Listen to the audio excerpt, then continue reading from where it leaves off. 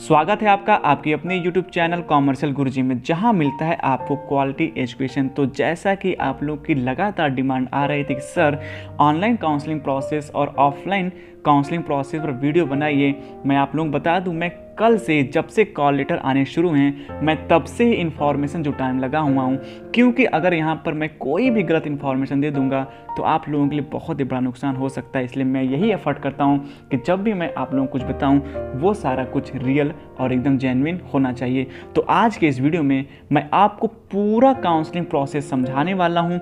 जितनी भी यहाँ मेरे पास क्यूरी आई हुई है उन सब के बेसिस पे मैंने सारा डेटा कलेक्ट किया हुआ है। और मैं आपको बता दूं, मैं BHU एग्जामिनेशन सेंटर पे भी गया था क्योंकि मेरे कुछ डाउट्स अभी तक क्लियर नहीं हो पाए थे। मैंने कई प्रोफेसर सर से बात की और सारा कुछ इन्फॉर्मेशन मैं जुटा पाया। और इस वीडियो में आपका जितना भी प्रॉब्लम है मैं वो सारा प्रॉब्लम आपका दूर कर दूंगा। तो वीडियो को पूरा देखिए, एक एक स्टेप एक एक पॉइंट समझिए। वीडियो स्किप करेंगे, जल्दबाजी करेंगे तो नुकसान आपका ही होने वाला है। तो चलिए शुरू करते हैं। सबसे पहले आपको bhuonline.in पर विजिट करना है। वहां विजिट करने के बाद आपको काउंसलिंग सेक्शन में पहुंचना है। काउंसलिंग पोर्टल पर क्लिक करना है। जैसे ही आप पोर्टल पर क्लिक करेंगे आपके सामने काउंसलिंग का जो है कि प्रोसेस आना शुरू हो जाएगा और वहां पर आपको पहुंचना है स्टूडेंट काउंसलिंग सेक्शन।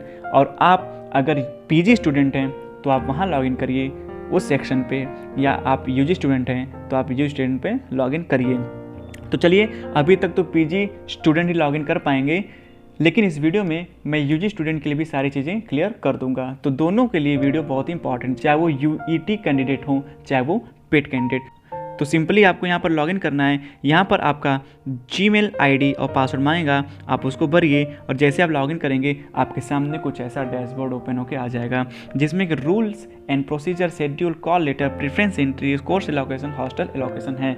तो आपको सबसे पहले तो अपना कॉल लेटर डाउनलोड करना है। कॉल लेटर आप जब अपना डाउनलोड करेंगे तो आपको कॉल लेटर में सारी प्रोसेस, सारी चीज़ें समझाई हुई हैं। कुछ भी अगर आपको डाउट हो रहा है तो आप जो है कि कॉल लेटर में जाके पढ़ सकते हैं, देख सकते हैं। अगर आपको लैंग्वेज से प्रॉब्लम हो रहा है तो राइट कॉर्नर ऊपर आपको लैंग्वेज चेंज करने का ऑप्शन दिया है, आप वहाँ पे Hindi medium, English medium change कर सकते हैं। उसके बाद आते हैं प्रेफरेंस एंट्री फॉर्म पर। जैसे आप प्रेफरेंस एंट्री फॉर्म पर क्लिक करेंगे आपके सामने कुछ ऐसा इंटरफेस आ जाएगा। अब यहाँ पर ध्यान देने वाली बात यह है कि आपको यहाँ पर अपने क्वालिफाइंग मार्क, यानी कि अगर आप PG कैंडिडेट हैं तो आपका जो UG में परसेंटेज आया है आपको उसको यहाँ पर फिल करना है 0.2 डेसिमल तक। जैसे मान लीजिए किसी कैंडिडेट का 60.13 आया है तो यहाँ पर वो फिल करेगा 60.13। किसी का 80.25 आया है तो फिल करेगा 80.25। अब इम्पॉर्टेंट बात सुनिए, अगर आपका फाइनल ईयर का एग्ज़ाम नहीं हुआ है या फिर आपका अभी तक रिजल्ट नहीं आया है तो आप पिछला, अगर आपका सेमेस्टर है तो पिछले 4 या 5 सेमेस्टर से आपका अगर रिजल्ट है आपके पास तो उसका आपको परसेंटेज निकाल लेना है और वही परसेंटेज आपको यहाँ पर फिल करना है। ध्यान दीजिएगा, आपका परसेंटेज 50 के ऊपर ही होना चाहिए। अगर 50 से कम है तो आप एलिजिबल नहीं हो पाएंगे काउंसलिंग के लिए। उसके साथ साथ जिन कैंडिडेट का ईयर बेस पे एग्ज़ाम होता है, यानी कि जिनका सेमेस्टर नहीं है, तो उनका अगर फाइनल ईयर का एग्ज़ाम अभी नहीं हुआ है तो उनका पिछला 2 साल का जो एनुअल सर्टिफिकेट मिला वो मार्कशीट, उसका आपको परसेंटेज लेना है और उसको यहाँ पर आपको फिल कर देना है। अगर आपका परसेंटेज 50.14 भी आता है तो आप यहाँ पर फिल कर सकते हैं। अगर आपका परसेंटेज 50 से कम है तो आपको यहाँ पर काउंसलिंग करने नहीं दिया जाएगा, BHU का ऐसा मानना है। तो आप अपना परसेंटेज यहाँ पर फिल कर दीजिए। उसके बाद ध्यान सुनिए, जो भी ऑनलाइन काउंसलिंग का प्रोसीजर आगे बढ़ाना चाहते हैं या जिनको ऑनलाइन काउंसलिंग में पार्टिसिपेट करना है उनका काम अभी इसके आगे शुरू होने वाला है। लेकिन जिन कैंडिडेट को ऑफलाइन काउंसलिंग कराना है उनका काम यहीं पर समाप्त हो जाएगा, यानी कि उनको अब आगे प्रोसीड करने की ज़रूरत ही नहीं है।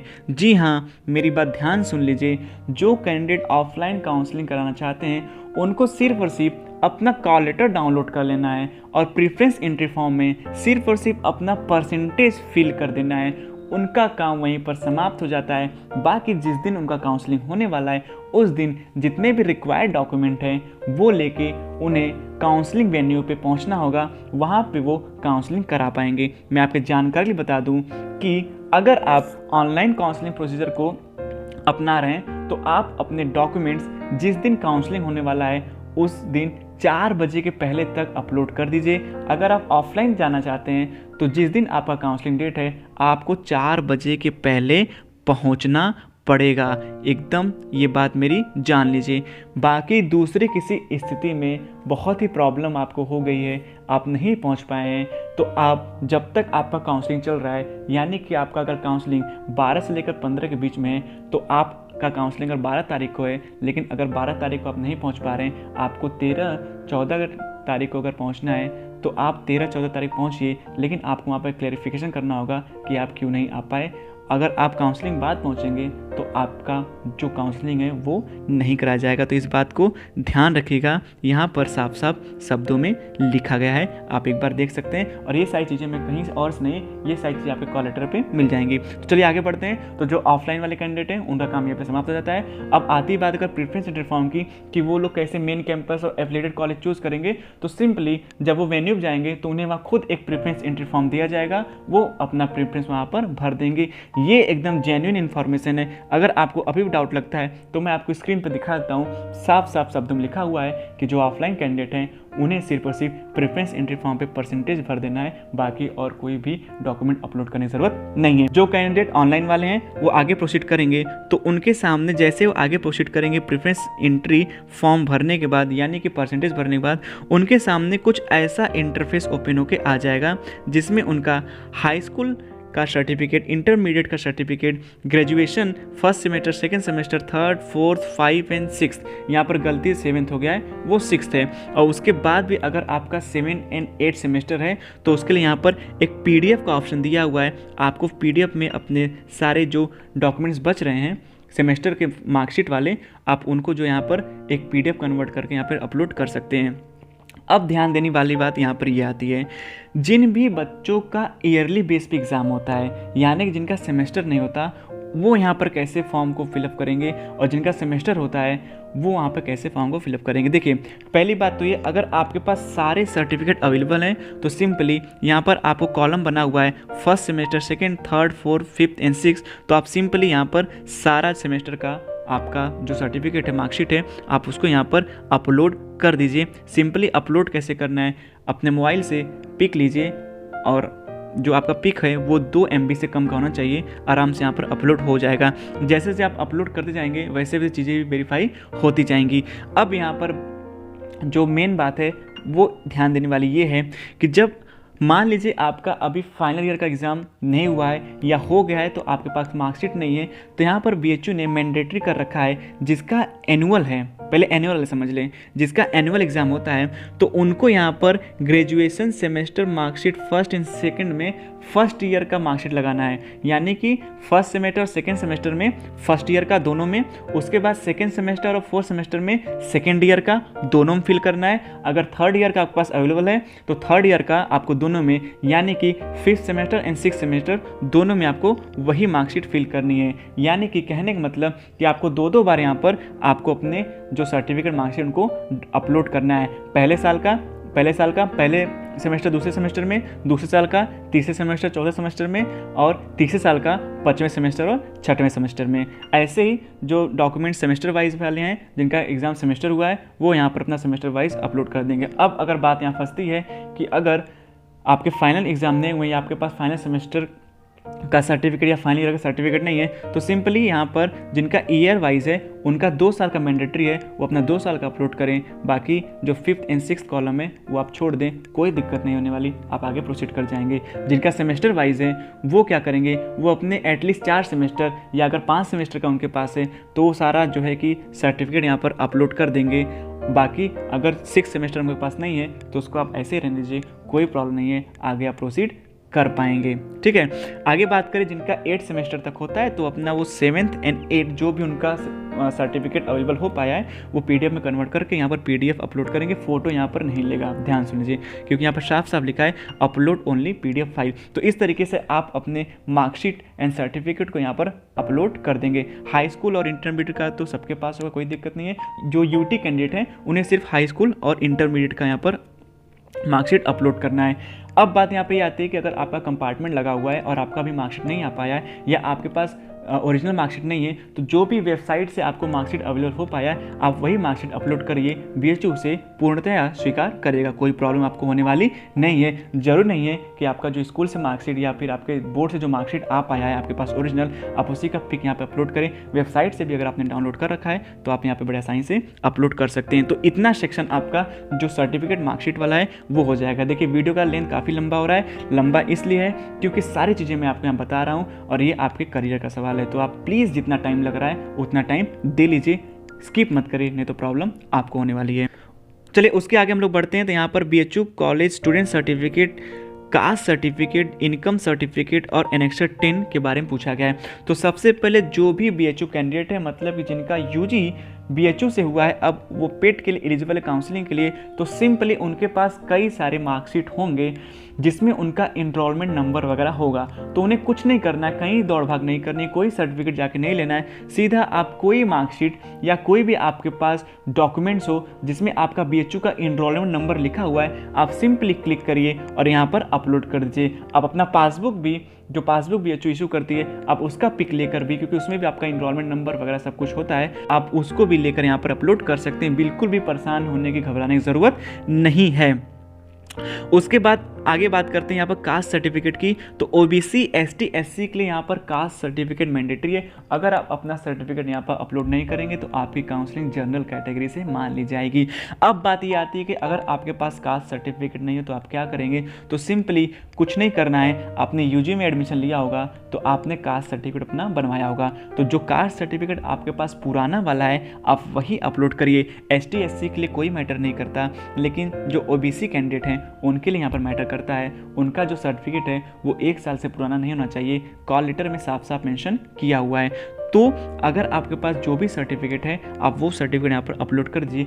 BHU अभी आपको यहाँ पर मान्यता दे देगी इस बात के लिए, लेकिन जब आप वेरिफिकेशन कराएंगे तो आपको टाइम दिया जाएगा, कब का, 31 दिसंबर। जो भी डॉक्यूमेंट्स आप यहाँ पर फिल नहीं कर पाएंगे वो आपको 31 दिसंबर तक फिल करना होगा।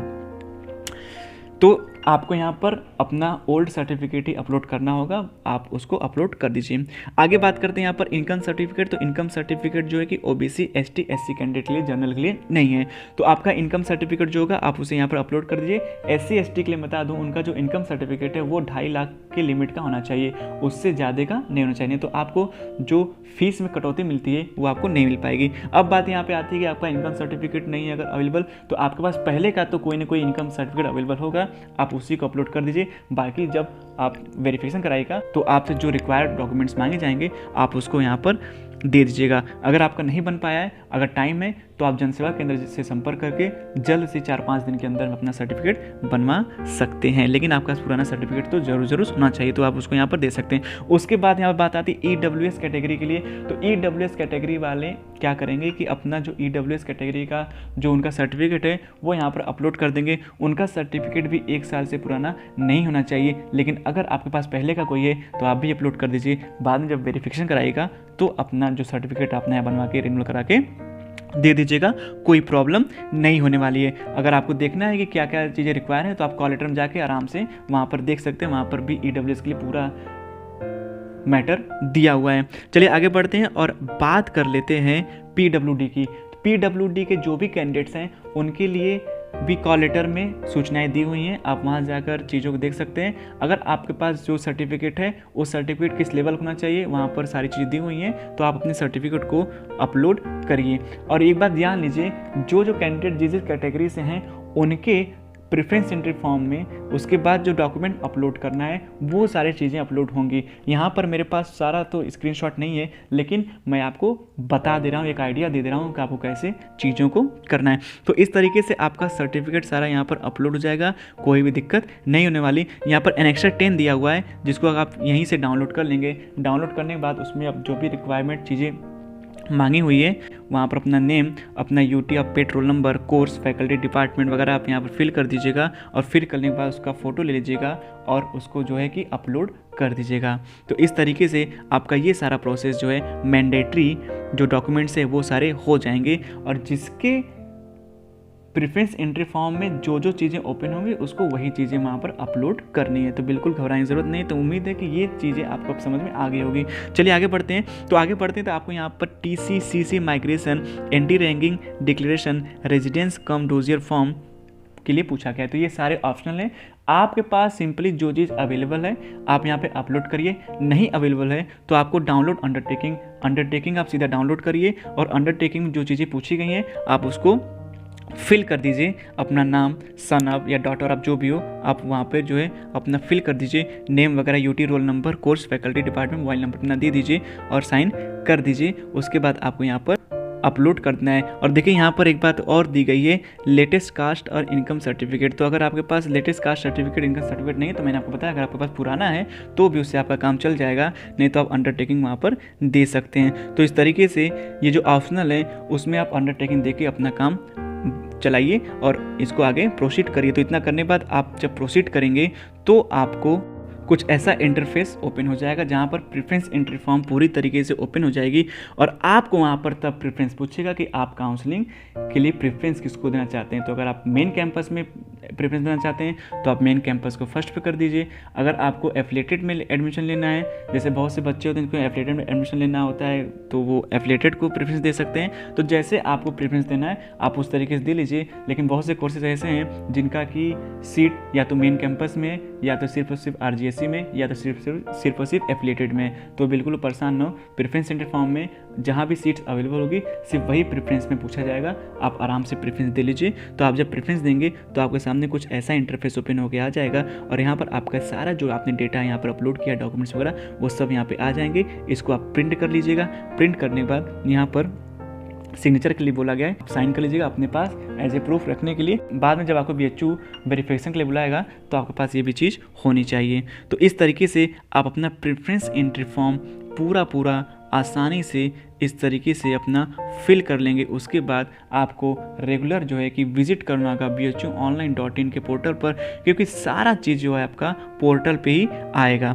अब आपको इसके आगे क्या प्रोसीड करना है, तो जब आपका काउंसलिंग हो जाएगा और आपको जहाँ पर भी एडमिशन मिल जाएगा आपका लिंक एक्टिवेट हो जाएगा और आपको रेगुलर जो है विजिट करना है, दिन में कई बार विजिट करना है जब आपका काउंसलिंग हो रहा होगा तब, क्योंकि जब काउंसलिंग हो जाती है उसके बाद से एडमिशन का प्रोसेस शुरू हो जाता है। तो आपका जो काउंसलिंग पोर्टल है उसमें आपको कोर्स एलोकेशन में आना है और वहीं पर आपको सारी चीज़ें मिल पाएंगी। कोर्स एलोकेशन में जब आपको सीट मिल जाएगी तो वहाँ पर फीस भरने के लिए आ जाएगा और आप फीस जो है ऑनलाइन भर देंगे, ऑनलाइन सबमिट कर देंगे। ऑनलाइन सबमिट करने के बाद जब आपका एडमिशन कंफर्म हो जाएगा तो आपको सब्जेक्ट लॉक करने के लिए पूछा जाएगा। तो यहाँ पर बिल्कुल मत घबराइए। अगर आपको सब्जेक्ट जो अच्छा मिला है, वैसे सब्जेक्ट में की बात करें तो UG कोर्सेज में ज़्यादा होता है, PG में तो इतना ज़्यादा खास नहीं हो पाता। तो अगर आपको सब्जेक्ट पसंद है तो आप उसको लॉक कराइए। अगर नहीं पसंद है तो आप वेट कर लीजिए अपग्रेड होने के लिए। अपग्रेड होने का वेट करने का मतलब क्या है, जैसे कभी कभी क्या होता है कि बच्चे को एफिलिएटेड कॉलेज में एडमिशन मिल जाता है लेकिन मेन कैंपस में कुछ बच्चे हैं जो फीस नहीं जमा करते या तो फीस और किसी कारण की वजह से सीट वहाँ बच जाती है, तो ऑटोमेटिकली अपग्रेडेशन होता है और उनको मेन कैंपस में सीट मिल जाती है। या फिर उनका सब्जेक्ट अच्छा नहीं है, अगर सब्जेक्ट अच्छे बचे हुए हैं तो आराम से अपग्रेड हो जाता है और अपने आप लॉक हो जाता है। तो आपको यहाँ पर परेशान होने की ज़रूरत नहीं है कि आपको लॉक कराने के लिए ईमेल भेजना ही है। ईमेल मैंडेटरी नहीं है, जो सब्जेक्ट मिला है आप उसको उसी पर रहने दीजिए। अगर पसंद है तो मेल करिए, अगर नहीं तो उसको वैसे रहने दीजिए, ऑटोमेटिकली वो लॉक हो जाएगा। तो इसमें आपको कोई भी परेशानी नहीं है और ज़्यादा आपको इसमें चिंता करने की ज़रूरत भी बिल्कुल भी नहीं है। तो इस तरीके से जब आपका कोर्स लॉक हो जाएगा तब आपको वहाँ पर एक एडमिट कार्ड का ऑप्शन बनेगा, उस एडमिट कार्ड को आप डाउनलोड कर दीजिएगा और उसकी 3 से 4 फोटोज़ कॉपी करा लीजिएगा। तो इस तरीके से आप काउंसलिंग प्रोसीजर को पूरा कर पाएंगे। तो ये पूरा प्रोसेस है। अगर अभी भी आपको कोई प्रॉब्लम हो रही है तो मेरा टेलीग्राम, इंस्टा, ट्विटर लिंक दिया हुआ डिस्क्रिप्शन में जाइए, वहाँ से मुझसे आप डायरेक्टली बात करिए। और अगर नॉर्मल क्यूरी है तो आप कमेंट मुझे बता सकते हैं। उम्मीद है मुझे आपको ये सारा प्रोसेस अच्छे समझ में आ गया होगा, आपका सारा जो प्रॉब्लम है वो सॉर्ट आउट हो गया होगा। तो जुड़े रहिए मेरे साथ, क्योंकि आपको यहाँ मिलेगा सबसे जेन्युइन और सबसे रियल कंटेंट।